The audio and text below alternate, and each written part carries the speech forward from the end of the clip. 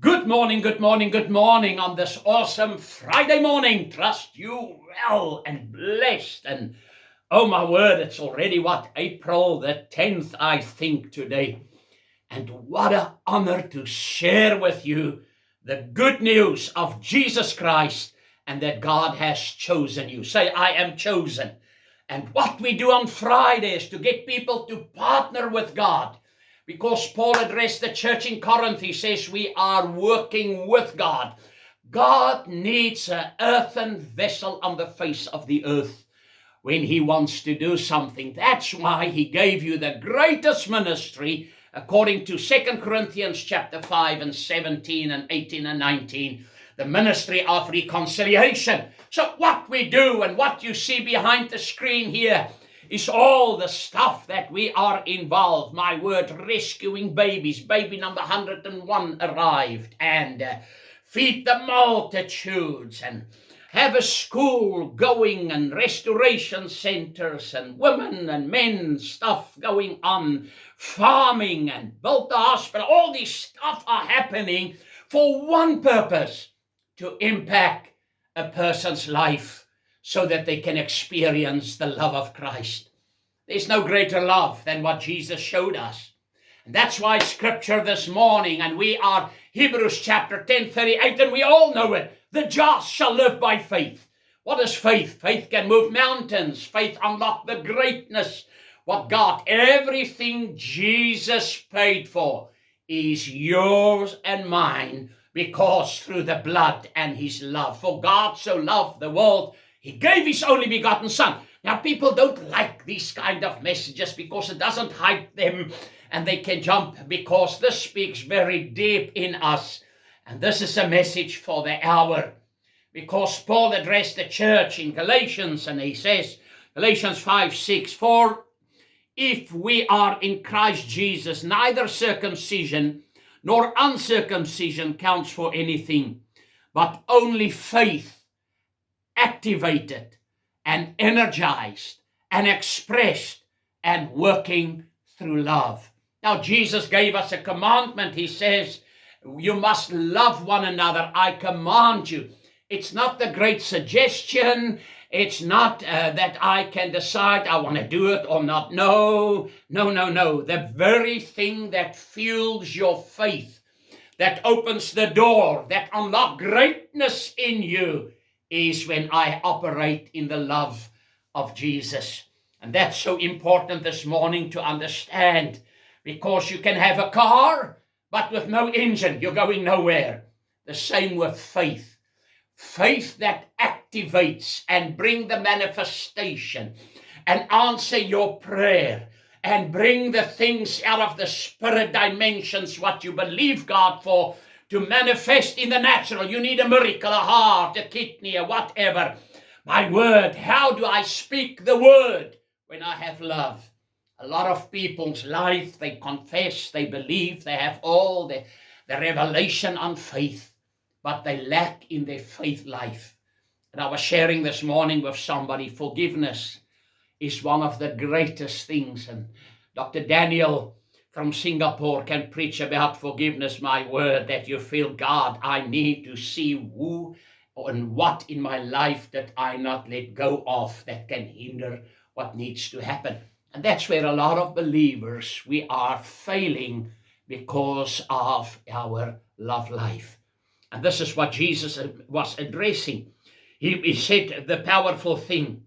He said, by this shall all men know that you are my disciples, if you have love one for another. Now, this is so powerful, ladies and gentlemen, our love life, to love God unconditional, because he loves us unconditional. That means if my love is weak, your faith walk is weak. If your love walk is hindered, your faith walk will be hindered.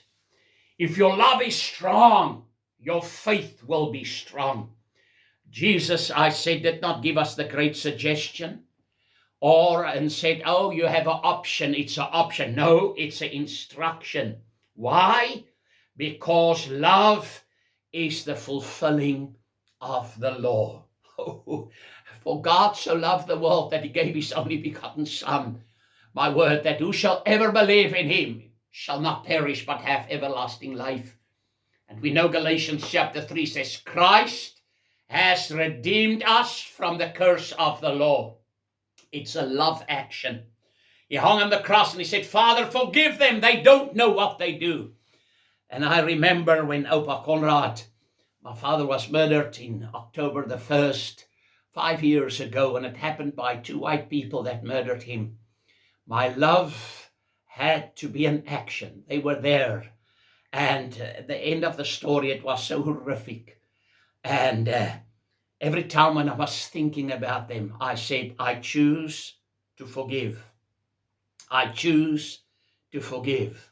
Because I don't want my prayers hindered or my love walk with Jesus be not effective. Because how can I say I love God that I've never seen, but don't love a brother or the next person? That's why we need to walk in that situation of victory by great love. What did we read out of the Bible? What did Paul says to the church of Galatians? He says, but only faith activated and energized and expressed and working through love. That is what we are to the greatness what God has called us. People ask me and say, why do you keep on feeding and you're wasting time and money is going wasted? And think if you feed 120,000 people in different parts, my word, a month, what is the effect of that if we don't do it? You cannot say, hey, Jesus loves you, but you don't demonstrate to them the love. Those shoes on the feet and winter are coming. We need to see the breakthrough happen like we've never seen before. Because if you walk in love, you will never be self-centered.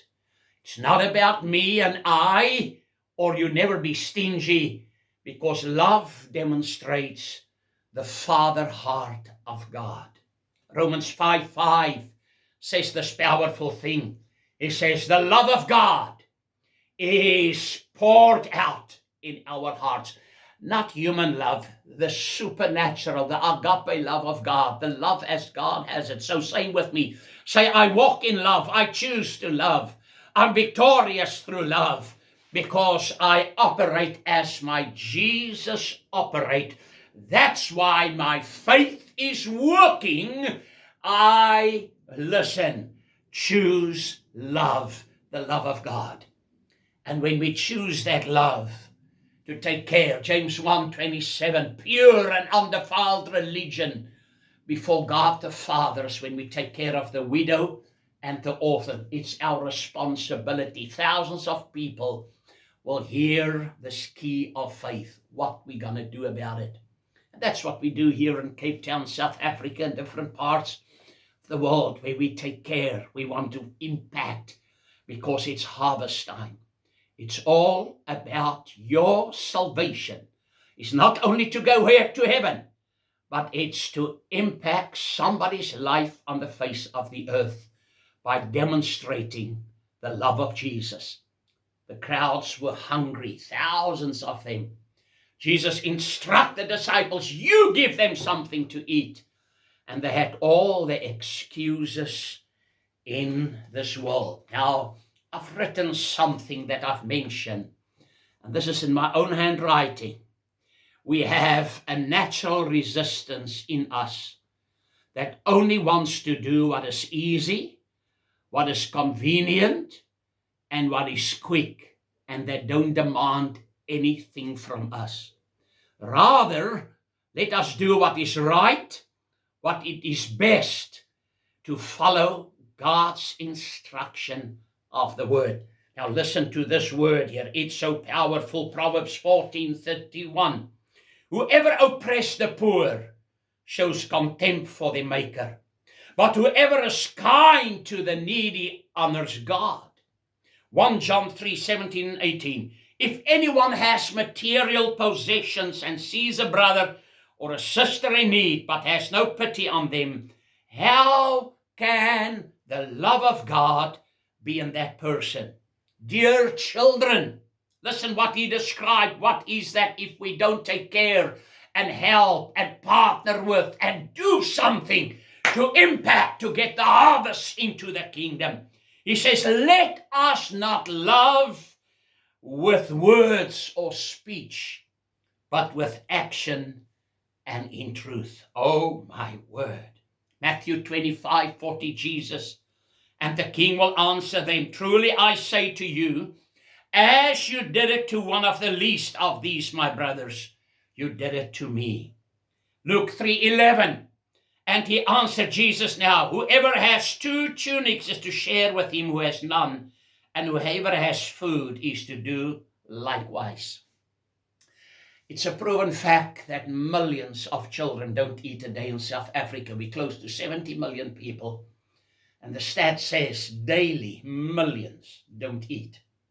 And this is sad. And with the economy, and our gas is up and it's close to $10 a gallon and all the stuff that's happening, we will not be put off by what the instruction is in the world. We connected to a heavenly source that's bigger than my job, bigger than an investment, bigger than an inheritance, bigger than a loan or whatever.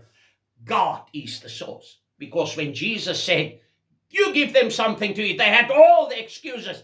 But then they discovered a boy with 5 loaves and 2 fishes, and the miracle happened.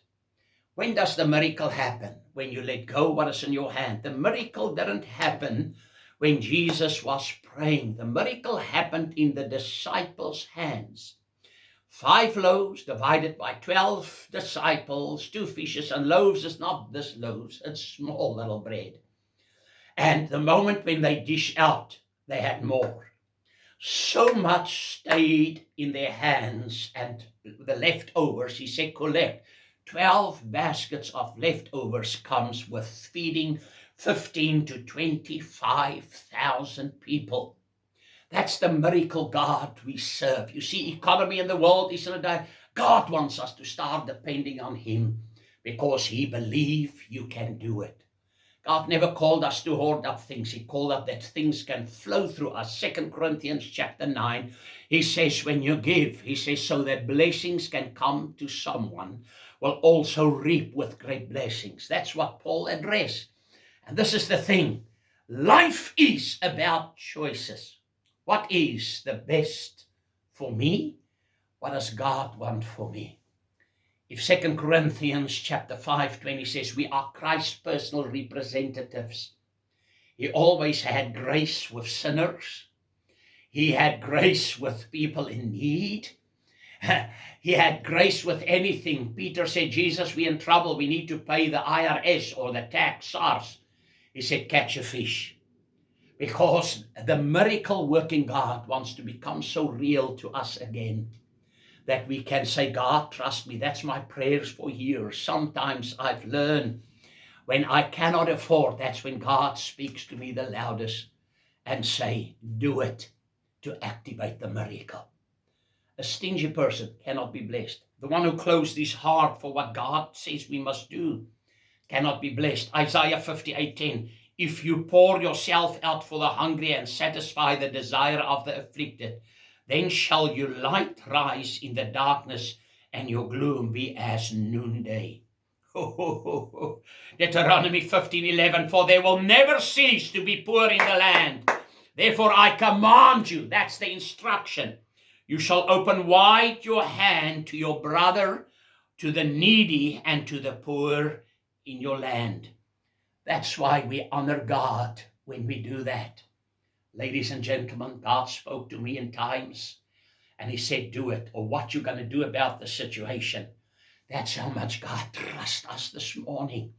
That's why he says, bring the tithe and test me, and bring the offerings and do whatever you need to do. He said, and prove me if I will not open the floodgates of heaven. Every time when I go through a battle, I had to search in my heart. Do I have anything against anybody? Am I angry with somebody? Do I carry grudges? And I have helped, the most people that I've helped always just try to disappoint you, but I did it for Jesus, not for the person alone. And that's why the Bible is so powerful. It is a command. Helping the needy is not optional, but a requirement of faith. We do it by faith. We move by faith. The lady I spoke to this morning, her son was killed in a horrible car wreck and irresponsible of the police. And for 8 years she never heard. And when the prosecutor said nobody can be, but there was negligence on the police side. And I said to her, she said, how do you think I live with this for 8 years? I said, ma'am, you need to come to the point where you can forgive. Then your heart open. You can love, listen, or give without loving, but you can never love without giving. That's the nature of God. Most of our unhappiness in this life is I have listened to me instead to God's voice. Because our minds operate with logic and reason. Our minds operate with what we have, and when God gives you a bigger instruction, fear comes in, and love tries to be pushed out by the enemy. When you do that, you tell yourself stuff that isn't true. Just you have a thought. Listen, resentment means it doesn't mean that thought that's present also is accurate, and it doesn't mean it is true. The enemy wants you to believe a lie above the truth. Philippians 4:19, my God shall supply all of our needs according to his riches in glory through Christ Jesus. We in April, we want to do more, impact more, feed more, take more care of the widow and orphan. We do that. It's you. If you come here, you see the operation that we do. But by the grace of God, and to do it is to get you to partner with us, because the same blessing that comes on us is on you. That God wants to bless you, that you will never have another broke day in your life again, because you honor God. When I love, it is active. True love requires practical action, food and clothing and resources, not just words. And this is what Lofdal is about. And thank you for you who are so faithful and help us, and to help us to impact more, do more, and to move in the levels to get the harvest of God into the kingdom. Gustav, what do you mean with the harvest? To get the sinner saved, to get them that they can have eternal life through the blood and the finished work of Calvary. We just finished the Easter time. It's our third day, the resurrection morning, that makes you more than a conqueror and an overcomer. Say this with me. Say, I declare this morning over my life, I will follow God's instruction. I'm a joyful, prompt to do it giver, whose heart is in his giving. I am not stingy. I don't operate loveless. I have nothing against nobody.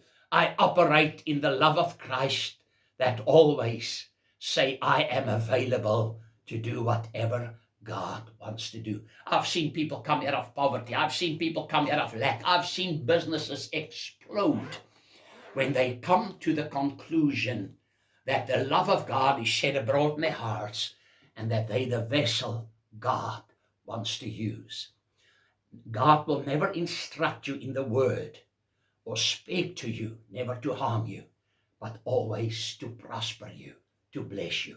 He said, I came that you might have life, John 10:10, and have that life in overflow.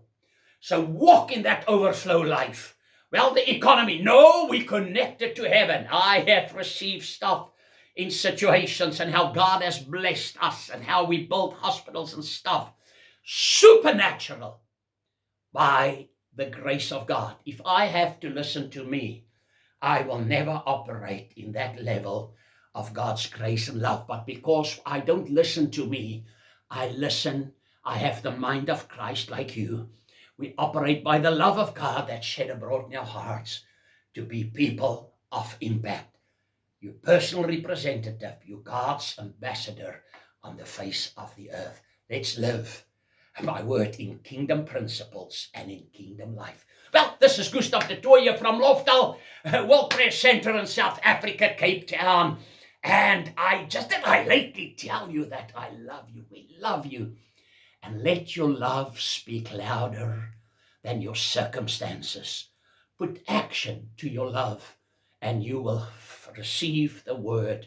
He who gives to the poor lends unto the Lord, and God's nobody's debtor, in Jesus' name. Tonight, the young people together, and it's Friday night. If you're in the Cape Town area, send them that they can be ministered to. Then Sunday morning, all the 8 a.m. services, all the 9:30 services, all the 10 o'clock services, and 6 p.m. service. We had a glorious, one of the best conferences in 45 years over Easter time, and it's going higher.